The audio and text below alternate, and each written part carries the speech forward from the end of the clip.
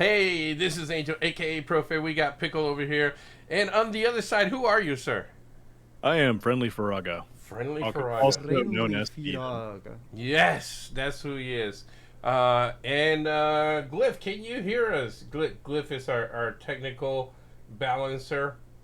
Even though Glyph is not very balanced himself, but just want to make sure Glyph can hear all of us properly as we get started again on episode 2 of Pontification Station. Pontification Station. There you go.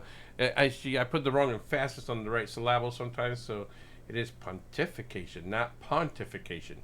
But nonetheless, it is the station where we pontificate on things that we don't know. We a lot of times we don't know things. Yeah. This is like the only time that you can get any of us to do like any real research. We did do some research, so there is research involved. And let's get started. Let's see. Let's give me a number from 1 to 1,000, Steven. 1 to 1,000. Yeah, okay. Yeah. Well, I'm gonna go ahead and throw in my favorite number, 142. 142 is your favorite number, huh? Yeah, fun fact. Nice, good to know. How about you, Javier? I'm not throwing that number. That I know better than that.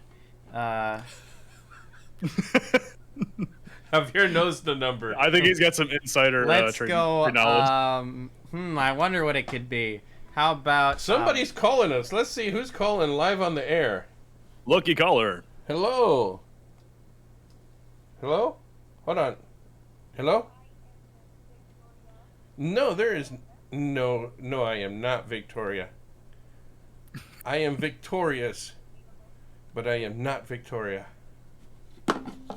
Was that? No. Do I sound like a Victoria? No. I am not. So engrossed in this. I'm like No. Do they need dentures? Now I'm No. engrossed.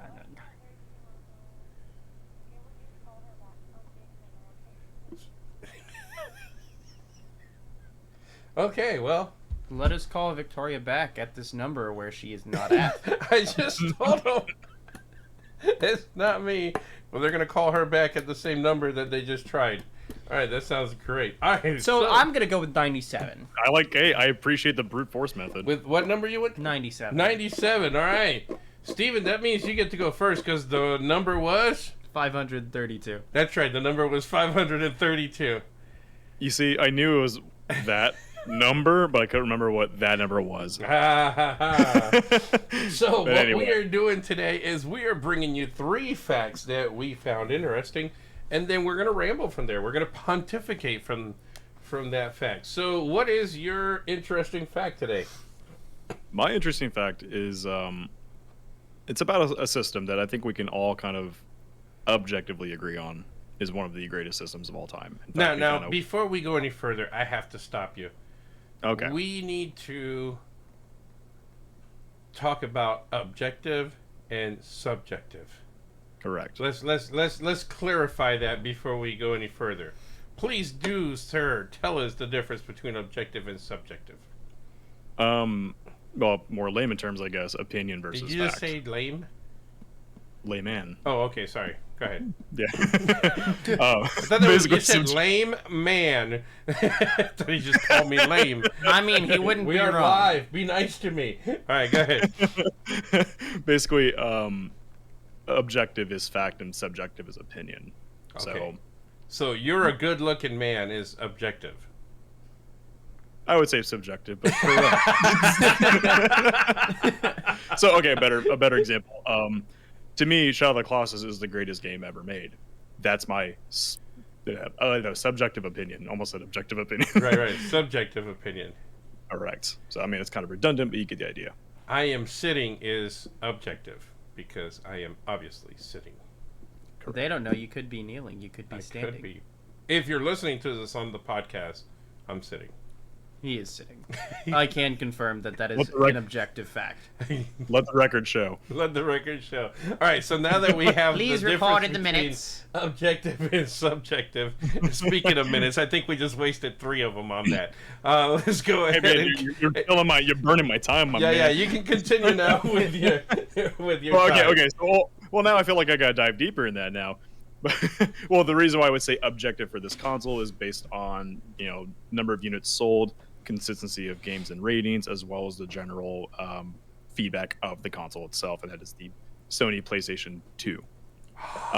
So the design of the PlayStation 2 is actually based on an old Atari computer called the Falcon 030 Microbox. Ooh. Sony bought the design patent when Atari was going bankrupt. As you know, Atari kind of did not keep up with the designs. Designs. I was just looking at the word design. Did not really keep up with the market for video games, as it just could not compete with what the titans at that time, aka Nintendo and now Sony PlayStation, so on and so forth. Just look up the Atari Jaguar, and you can see why they kind of could not keep up. So yeah, that's my fun little fact. And I will say that I actually looked up the Atari. It looks identical to the PlayStation 2, other than the fact that it was white and the PlayStation 2 came out in black. I mean, when you said they took the design, they really took the design. So 2 things. Oh, yeah. One, did you ever find out why they wanted to buy the patent? No, actually, I did not dive that deeper because I was going to kind of leave that up to, the thing today, right now. Yeah. But, yeah. And then 2, this is not what I looked up, concerning this, but I didn't know for the longest time that you could actually turn the PlayStation 2 logo on many of their consoles. Yeah. Yeah, I didn't know that you could do that, because you could lie it flat or you could put it sideways. Yeah, pretty much almost all of them. But yeah, which is one of the coolest and most useless. Well, no, because that person is smart, because there's a lot of people like me that are perfectionists, that would make me want to be very violent if I could not have that logo be perpendicular to the console itself. But it was such a nice touch. It was such a great thing to see. The little things. So, what I did look up, however, was so it got me thinking about the PlayStation 2, and I was like, what was the first what's it called? The first console to have online gaming. Console. I mean, I'm sure there's always that Actually, 1982. To my understanding, it's the Dreamcast. The Dreamcast in 2000. Which is actually one of my favorite consoles, just because it was so ahead of its time. They were just loved it. Yeah. It was when developers were actually okay with trying to be weird. Nintendo's the closest we got to trying to be weird. But yeah, that was back when there was those controllers were pretty bizarre for the Dreamcast, just for the record. Really, my only flaw with that controller was the cable going down. Other than that, I love that controller. Yeah, I really did like it. VMUs were so cool, and by VMU I mean virtual memory units. You actually had an interactive memory card that you put into the controller instead of the console. So they were really it was kind of like having your own little Tamagotchi, but that was actually a memory card for your games for Dreamcast. Yeah. And certain games had actually mini games that you can play on that little thing. I felt like I was holding a little steering wheel. Yeah. Oh, the controller. Yeah. With the controller. They were so hype. Yeah. I really like those. But it's funny, by the way, how everybody goes in different directions, because you're like, I decided to look up PlayStation. I'm like, I decided to look up Atari stuff. Steve Jobs actually worked for Atari in '74. I had no clue. That was interesting. Absolutely pointless, but interesting nonetheless. Go ahead. I was just gonna say that it was really funny, because 2000 and 2001 was kind of the beginning of what we now think of as online console gaming. The PS2, the Dreamcast was the first one to come out in 2000, and then later that year, the PS2 if I'm not mistaken, also came out. That also had internet capabilities. And then the GameCube, a year later, also came out with internet capabilities. So just like Right. everybody kind of jumped on it in that one short span of time, which I Oh, thought no, was really interesting. Absolutely. Dreamcast, it was actually pretty much thanks to Dreamcast because they immediately established, like, yes, this is possible to be able to do this because I remember coming, Phantasy Star Online is my favorite example of that. Hey, holy crap, consoles Yeah. can play online together, and Quake 3 had its own port, which ran, because again, Dreamcast just knew how to do ports so well. Quake 3 ran like butter on the Dreamcast, Yeah. so hey, console players finally have a chance to play Quake, you know? I actually have more facts about Quake later for when he shares his fact. Perfect, 'cause I Well, so you all know I'm a fiend for classic shooters, and Quake is obviously up there for me. Yeah. But I was gonna say one more thing. But Oh yeah, no. I wonder why the Dreamcast was actually named the Dreamcast, because it really is aptly named. I don't know if it was intentional or not, but they really did try to do a lot of new things with the Dreamcast. It was a very innovative console. stuff. I played the junk out of Taxi, Crazy Taxi. Crazy Taxi on that.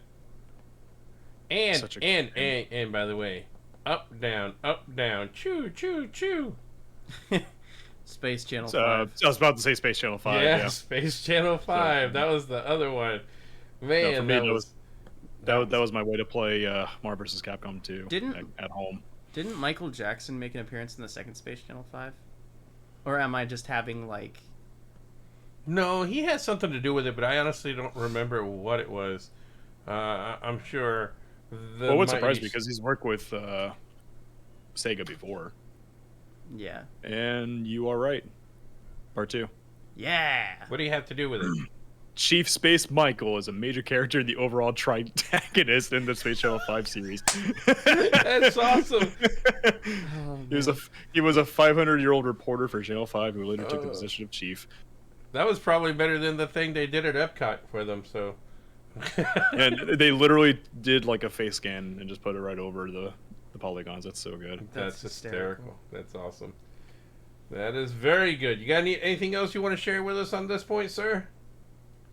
Yeah, I mean, really, as you can see, that, you know, what I just put on, that is literally carbon Yeah. copy. Yeah, in for a those good of way. you who Like, are it's- listening to us in the podcast, we do go live on gote.tv, aka Twitch, Gamers on the Edge. That's where you can catch us live on Tuesday nights at 7 p.m. Eastern time. He is showing the photo of the two, and man, they do look identical to each other. Yep, because it works out too, because to my understanding, the designer for the PlayStation 2 was studying a lot of just general architecture. Like, he was definitely trying to go for like a building aesthetic. Yeah. And yeah, that really shows true to the design, as well as even the UI of the PlayStation 2 has a lot of that kind of architecture look to it. So, man, it's just back in the day when the aesthetics were just mamma mia. Back in the days. Back in the good old days. Beautiful. Yeah, that's all me. Good old You want to go, Javier, or you want me to go? Why don't you go? I'll go. He's gonna go. My interesting fact for today is that Carlos Santana named his album Supernatural after playing the video game Silent Hill. See, and I'm a huge Silent Hill nerd. Like, at least 3 times a year, I just go through like a 2-month long Silent Hill phase where I'm like, I'm consuming the first movie, I'm playing the games.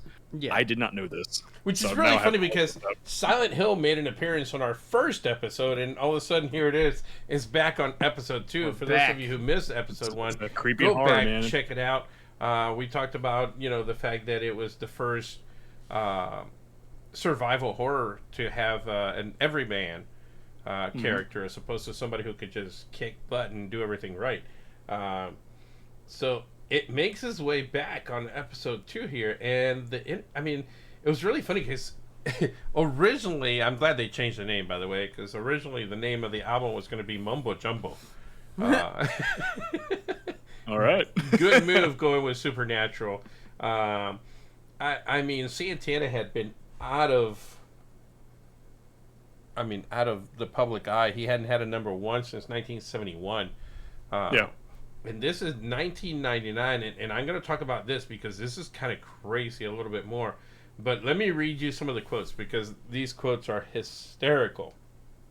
When they first started, it was basically Rob Thomas Yeah. from Matchbox. 20. Yeah. And so he goes into the studio, and this is what Thomas said. He said, "I'd write a little, we'd record a bit, and then Carlos would watch me play Silent Hill for a half hour, 40 minutes, before we could go back into the studio. We had to reach a checkpoint or something really scary that would make Carlos want to take a break." And then Santana was quoted as saying, "I beat it. I beat the game." Which, by the way, this reminds me of my wife and myself playing Myst. Okay? Back in the day on the computer, and I'll tell you why here. It's funny. Santana says, "I beat it. I beat the game. Rob would hold the thing with the buttons." And he's not even calling it the controller. He's like, "Rob would hold the thing with the buttons, but I would tell him where to go and what buttons to hit to kill the monsters." Which is basically the way we played Myst when I first got married. My wife and I would play, and I'd push all the buttons. I'd do all that stuff. Same thing with Lara Croft. You know, I would push the buttons, but my wife would always remember, "Oh, no, you got to go back to this place. This is where we saw this. This is where we saw this. Go back over here." So just a perfect co-pilot. Yeah. So technically, she beat the game, just like Carlos beat the game. Yeah. Right. Thomas, his response to that was, I mean, yeah, he would hold the controller and just yell at me what to do, so we died a lot. But to his credit, Carlos got into the lore of it big time. He got really into the Silent Hill setting, the mythos, and that's why the album ended up being called Supernatural. So right from Rob Thomas, quote right there, it was literally because he got into the game. All of a sudden he's like, he got into not just like the playing, but according to the actual lore. To Rob, he got into the lore of the game and everything. And by the way, from somebody who's been in the studio, the turnaround on this album is ridiculous. And I know this has nothing to do with gaming, but trust me, Santana had some of the best musicians in the world. Dave Matthews, I mean, who else was Eric Lauryn Clapton? Hill. I mean, all these people were on this album. They all showed up. Silent Hill came out in February of '99. Yeah. They released this album on my birthday, June 15th. So they went into the studio in February Of 2000? of Like 1999. well, yeah, but I'm saying they released it in They 2000. released it on the same year of 1999. They literally went into the studio, released the album okay, a few my months bad. later. Yeah. Like, a lot of times people, a lot of people don't realize albums will sit in the studio for a year, 2 years sometimes, Yeah.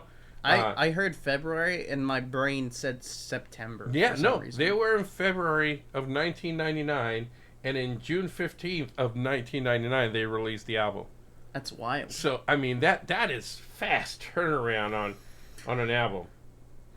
And it did well absolutely. because Smooth stayed on, I think it was number one for like 12 what's really weeks. funny? It's still played today. Oh, it was Yeah. the number one hit of the 90s. It was the number one hit the day I was born.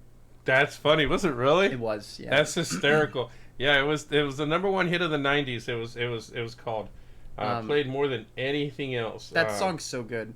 But the funniest thing to me about this whole thing is that there's no way Santana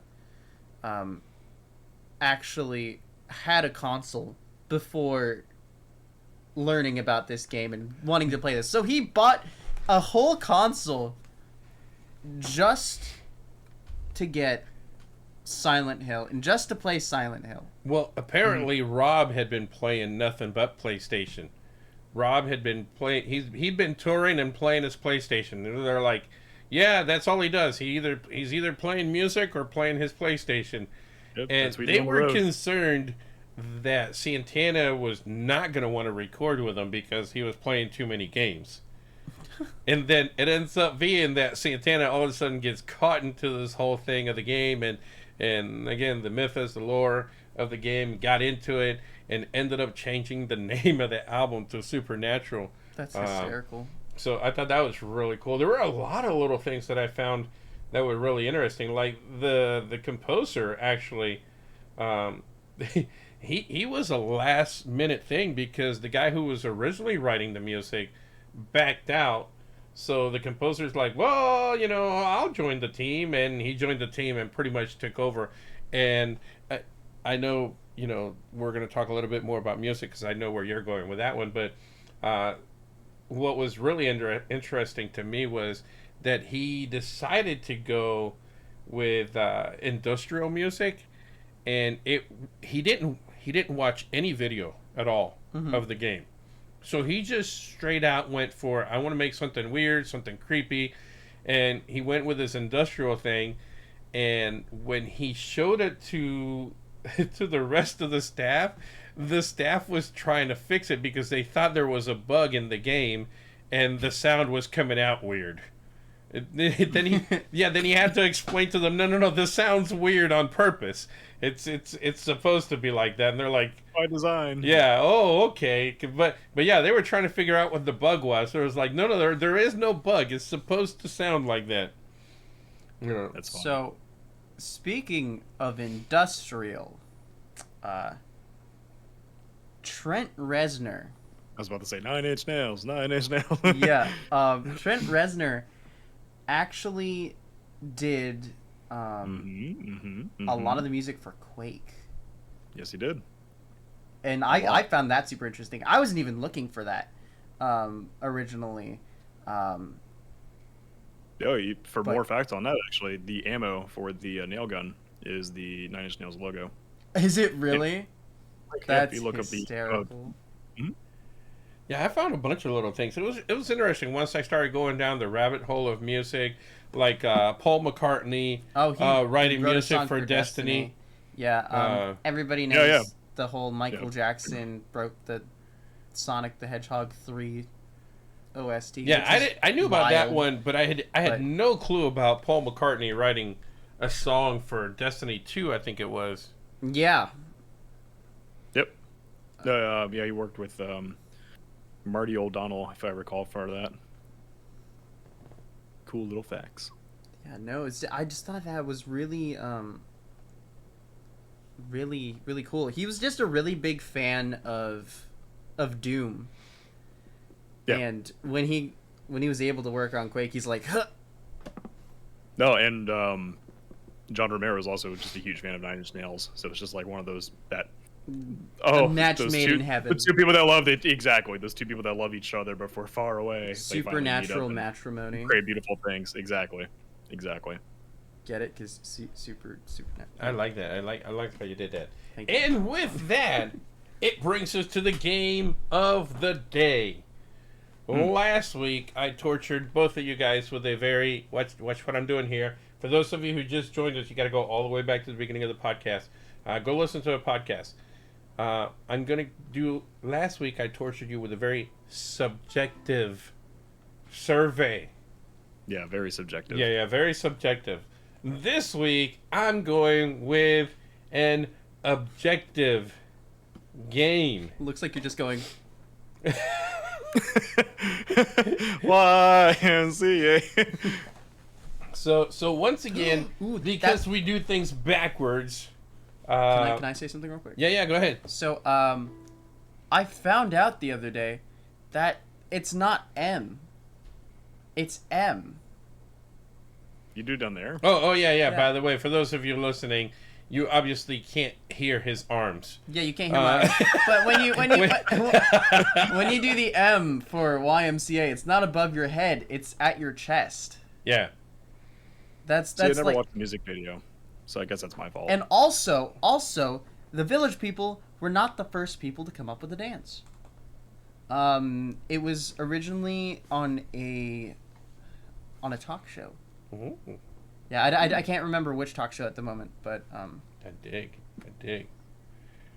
So let's get on with the show. And here's the... Now, for those of you joining us, we don't do anything normal, so this is how the points work. The points work backwards, because we are backwards. I have 10 things on here. If you guess number 1, you get 1 point, because technically it should be the easiest one to guess.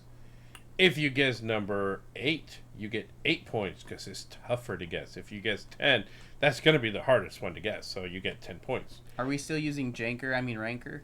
No, this is objective, remember? Not subjective. Ah. So this is actual, real life numbers. Metacritic?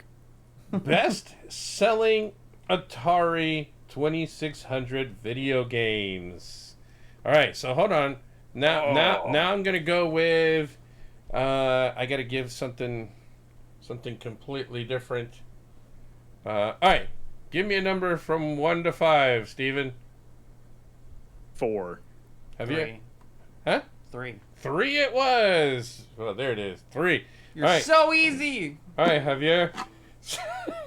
So, Javier, you're going to get to go first. Best-selling Atari 2600 video games. This is strictly by numbers. Pong. Huh? Pong. Pong is not on the top 10 list. I hate this. I hate this so much. Pong isn't on the top. No, this is just sales. What? Straight up sales. How is Pong not on the top? All right, Steven, you get to go. See, I can't remember if this game sold well, and then therefore that was the public outcry. So I'm not gonna say it because it's gonna backfire. So I'm gonna say Texas Chainsaw Massacre. For the Atari 2600? Yes. No. Now I remember that being a popular game. No. Space. This is Invaders. controversial. Space Invaders, Javier, with 2 points. Number 2 on the list, Space Invaders. What else you got, Javier? Pitfall. Pitfall is number 3. Javier's got 5 points already. Rad. I can add. Best selling. Come on. What you got? The problem is I never really paid much attention to the Atari. I'm not gonna lie. Me neither. I don't think you need to pay that much attention. I played a television. All right, what you got? Give me another one. They didn't port Galaga to the Atari, did they? I don't know. I can't tell you. Can't say Galaga. nothing. Is that your answer? Yes, it's my answer. It's gonna be wrong, but it's my It answer. is wrong. You are right. It is wrong. All right, so he's got 5 points. What you got, Steven? We're never gonna finish this list. Guaranteed. I'm just gonna pull this out of nothing. E.T. E.T. is number 8. Whoa, so Javier had 5 points, and with one answer, Steven takes the lead with 8 points. I actually have that game. I do too. Yeah, I want to make a table out of them. I actually have an E.T. Oh man, again, like Javi, I'm trying to think. Oh, these are going to be of so Atari easy. game. I actually think the only one that's hard on here is number 10. Says the dude who grew up with the Atari. I am the Yeah, for old guy. real. I am 50 years Like, old to those Sorry. These things. are Sorry. so It was, easy. It was Yeah. a novelty for us, sir. I Sorry. am 50, and these I did grow up playing. I've these. touched the Atari twice, sir. And one of the times was moving it because it was in the way. I played an Atari plug and play for 30 seconds. Does that count? Yeah. All right, so you got the lead. Let's go. What you got? Trying to think. All right. Man, oh my god, I can't even think of Atari games. Oh, was it? I can't remember if this was ported to Atari. It was a PC game. Adventure. No. All right, so you got Ow. 2 strikes. Javier, you got 2 strikes. He's got 8 points. You got 5. You need to answer this one to take the lead and stay alive.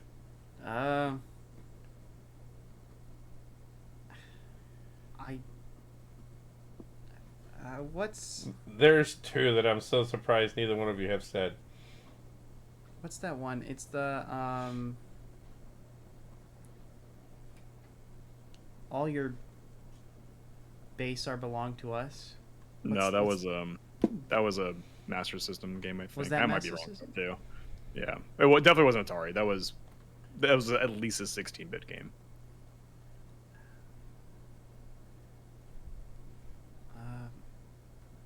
So far, you got Gunslinger. no, not Gunslinger. No. So technically, you're gonna win because he's got 3 strikes. You already got 8 points. He's got 5. But you got another guess? See, I played all these games on PCs. I'm not sure if they're just a PC game originally or for Atari, but I'm gonna guess based on the age of it, Asteroids. Asteroids is number 6. Look at you. Look at you. You got 14 points. 14. What else you got? Okay, my last one, because I remember again another controversial game that pissed off a lot of people. Pac-Man for Atari 2600. Pac-Man is number 1 on the list. Oh, no way. Yeah, so you got 15 points. Because everyone thought it was going to be, it's going to be just like the arcade one, and then they play it, and it's like a travesty. Yeah, you are on it. So what else you got? Man, so far we got Pac-Man. He said Pitfall, Space Invaders. I mean, I'm out. I yeah, can't think of any. You got nothing else? No. I got nothing. The only other thing I could think of is maybe like Mega Man. Because I know Number they did 1, ports of Mega Man. Pac-Man. Number 2, Space Invaders. Number 3, Pitfall. Man, I played so much Pitfall. Number 4, Donkey Kong. I forgot they had a port of that. I Yeah. can't believe neither one of you said 5 or 6, which was Frogger and Asteroids. He said Asteroids. Oh, you said Asteroids. Sorry, that was the last one you said. Frogger, Again, we Number just didn't 5. play the Atari. Asteroids, Defender. See, I just a Defender. Wow, yeah. Yeah. See, because when I think of those games, I just think of the arcade game, not Mhm. the poopy 2600 port. Number 8, E.T., as you said. Number 9, Missile Command. Well, Missile Command. That's a fun game. And number 10, the one that even the 50-year-old I would not have guessed was Demon Attack. Demon Attack. I don't know Demon Attack. Number 10. I have no clue. I have but the- nothing on that one. That sounds familiar, though. Yeah, I'm glad it sounds familiar to you. Wow, the cover looks like crap. I was actually surprised at all the other games that it beat, and Yeah. it sold better than, because I was like, Demon Attack, I have no idea what this is. That's But it's so number weird. 10 on the list. That's what it was like. If Actually, either one Sorry, of you I- guessed that one, I would have been impressed. oh yeah, I didn't even know this existed. I was thinking Demon Crest is a very different game. That's Capcom. I grew up with it, and I had no idea it existed. All right, so And, with that, let's get to Javier. Javier, what you got for us? Okay. Oh, look at that. Wait, he's showing us the... I take it back. I looked at something else. This is actually pretty radical. Yeah. Looks like Ridley. Looks like Ridley. Yeah, it does. Nintendo, you're in trouble. All right, so Javier, what is your interesting fact for this So week? my interesting fact, y'all both went with like older facts. I went with a fact that is 3 or 4 years max. So Objectively. for those of you who know Apex Legends. Nerd. Subjectively. Apex Legends is a battle royale game that is rising in popularity in the year of our Lord 2021. And it's actually connected to the Titanfall universe. Titanfall was a mech-based game, a mech-based first-person shooter that was heavily focused on movement and such. And in Titanfall 2, there was a speedrunner by the name of Cash Mayo. Cash Mayo. So, in the Titanfall universe, how pilots of these Titans, as they called them, the mechs, they would train using simulations. So they would get into their sim pods, and then they would run. Was that a knock on the door? No, it was you knocking on the ukulele, Okay. and it sounded like. I didn't even put my hand down like that, but okay. So they get into their sim pods, and then they run all these simulations in order to actually be able to pilot Titans and to actually go into battle. One of these simulations is called the Gauntlet. Mm-hmm. And Cash Mayo actually had the world record for the Gauntlet. He set the world record in 2019. And one of the ways that he kept his speed throughout this whole Gauntlet is he used grenades in order to propel himself forward. So fast forward to... Now, how do the grenades propel him forward? Explosions just push you forward. Yeah. That's The explosions have like a knockback, Yeah. universally. So it affects you. And by the way, he is maintaining the record. In fact, he updated I was getting to that. Oh. What are you talking about? Go bad. ahead. Ignore him. So, I know nothing. Strike that from the record, Your Honor. erase that from the minutes, please.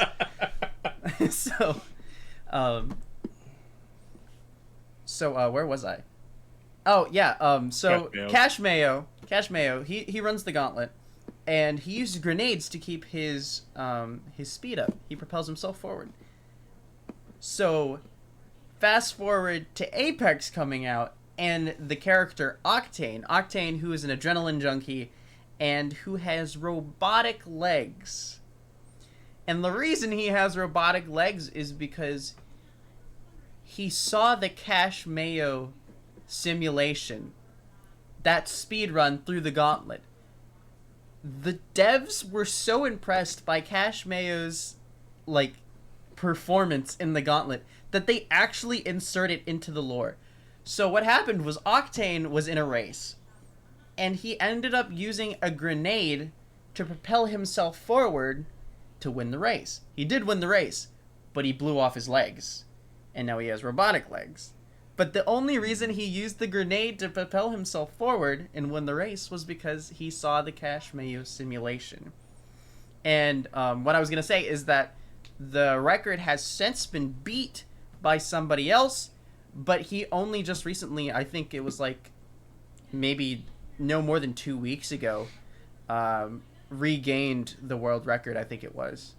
5 days ago. 5 days ago? 5 Yeah. days I was ago? going to say less than a week. Wow. Because I remember seeing it.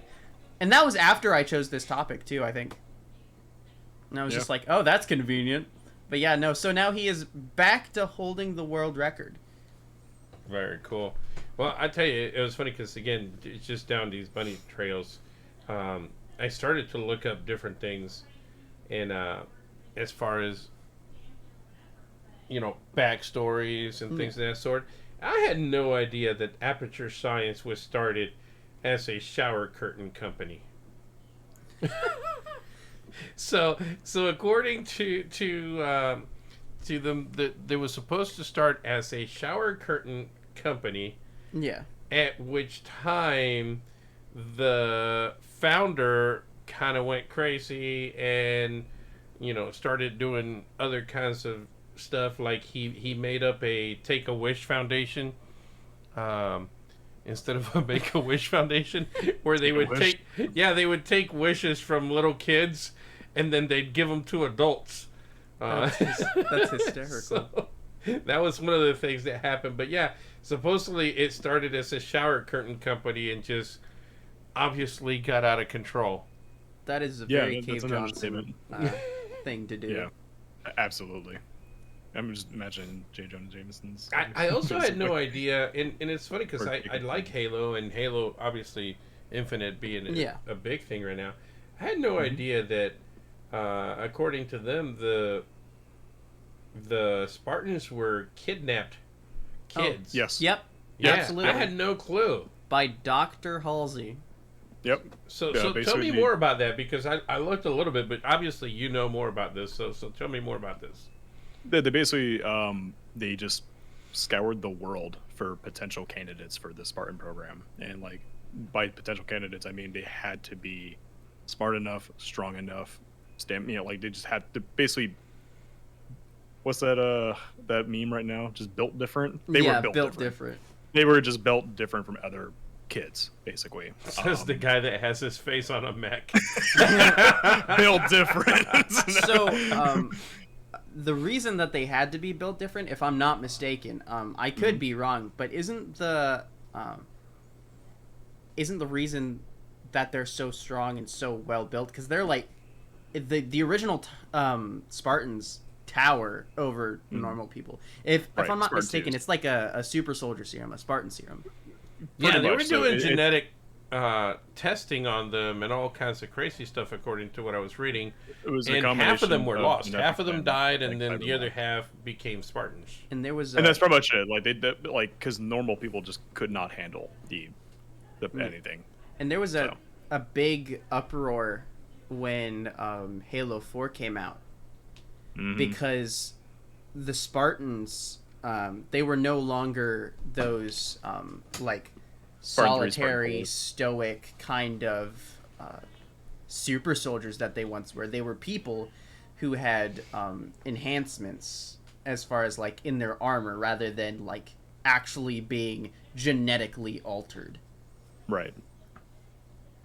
And so I haven't played the Halo 5 storyline, but in Halo 4 they say that Master Chief was being genetically altered. I wonder if that the serum is what made him more susceptible to genetic alteration. Possibly. I honestly don't remember there, so I'm not going to be able to like. Yeah, absolutely. That's exactly what happened. I honestly don't remember that, but you are right though. There's different variations of Spartans. Master Chief is a Spartan 2. Like the most famous Spartans are Spartan 2s. Spartan 1s were more of a beta experiment. In fact, Sergeant Johnson was a Spartan 1. Yeah. So that was more so like the elite soldiers versus, oh wait, let's make elite soldiers and then let's beef them up. Again, like Captain America kind of serum. That's a good example, but it wasn't just like, cool, your muscles are different. It's actual. They also implanted them with also like it's literally a combination of that like, genetic mutation as well as the like cyberpunk kind of modifying of things too. So, yeah, that's why like the average height of a Spartan, even like the women are 7 foot. So they're huge. Yeah, they're huge. So with Javier's point, I went in 2 different directions. The whole thing about Apex and the backstory and also the world record. So one of the things I looked up, I was just curious, world records, and the cool one that I found currently, oldest YouTube gamer. Do you know who it is? Old as in like oldest. Created account? Old as in age? Age. You, right? Not even close. Shirley Curry. Shirley Curry is 85 years old. I had to go look her up. Is that Skyrim Grandma? Listen, she's just under 1 million subs right now on YouTube. Okay? She starts her stream with "Good morning, grandkids." I absolutely, if you have not seen her, go I actually know her. Yep. Her out. Shirley Curry. And to make it even funnier, what game does she play? Elder Scrolls. That's right. Elder. She's also known. Her nickname is a Skyrim Grandma. Skyrim Grandma. Skyrim Grandma. I was like, I remember her. You've got to be kidding me! This 85-year-old lady is playing Elder Scrolls. That's just too good. It's just how our elders. And yeah, and I mean. And I was just too curious, so I started clicking on a bunch of the different videos, and yep, she starts her videos with "Good morning, grandkids." That's hysterical. Like, I love this lady. So yeah, 85 years old. Man, I'm only 50. I want to have. Listen, if I can have almost 1 million subs by the time I get to 85, I'll be okay with that. Yeah, right. That's like, and you're ahead of the game. And she's, I mean, like, I didn't look to see what her most current video was. But I know she had one from like 7 days ago. So she is definitely still currently streaming. Yes. And posting. Yeah, that's wild. Yeah, that's so awesome. I'm telling you, if you guys haven't seen her, go check her out. It's hysterical. She's super cool. Oh my goodness, there's we got a photo now on the stream. But Yeah, that is a little bigger, and then you'll be perfect. For those of you listening on the podcast, it's just a picture of Um, Shirley Curry with holding a battle axe while riding Toothless from How to Train Your Dragon. Pretty much, yeah. It's a beautiful thing. But anyway, so yeah, I thought that was way cool. But I think that's it for today. Do we have well, anything actually, else you want to share? Yeah, to add to that, actually, so apparently she was modded into the game like as a follower in Skyrim, and Oh, that's awesome. apparently she's going to be in Elder Scrolls 6. Like they're actually doing like a face modeling of her. Like Yo, they're actually that's gonna awesome. make That's her- hype. They're going to straight up make her a character. So let me see her here. At least according to PCGamer.com. Whenever it Obviously, comes another out incredible in thing. like 10 years after they figure for out real. that they can't just release Skyrim every year. Yep. Yep, right here. So, not only will Curry be immortalized in Skyrim, she's also going to appear as an NPC in the Elder Scrolls 6 as a result of successful fan petition of 45,000 signatures. Wow. So, Dude, I would have signed it. Yeah, I didn't absolutely. see it, and I don't sign any petitions. I would have signed that one. But like, Absolutely. absolutely. What is it? Grandma Skyrim or Skyrim Grandma. Skyrim Grandma? Is that what they call her? Shirley Curry. Yeah, Shirley Curry. yeah, Shirley Curry is her real name. Shirley Curry. I want Shirley Curry now. Curry. Check her out. It's hysterical. I absolutely love it. I want to be doing that when I'm 85. It'll be a party. Oh, But absolutely. until then, by that time we'll be on episode 5,320. Oh, yeah. You don't say. I do say, and that is an objective fact. A bat. No. I'm going to be there to collect. We're gonna get to the one before it, and then we're just gonna stop. We're until just you gonna hit quit. 80. Yep. My team quits out right at 5,319. It's so wild. Yeah. It's gonna happen. We're gonna make this happen. And you can say you were here at the very beginning. What was the number you gave that again? Well, it was 140. obviously 5320. I just Yeah. added a 0 to the 532. Okay, so How many weeks is that? 532. I mean, divided by 52. Divide. Yeah, that's what you got to do. You got to divide. I know where you're going. I can see your brain moving. You divide 5,320 by 52. Quick maths. Quick maths. How many years is that? 1 second. Please. Somebody on the podcast already did this in their head. They're Please. yelling at us. I skipped math.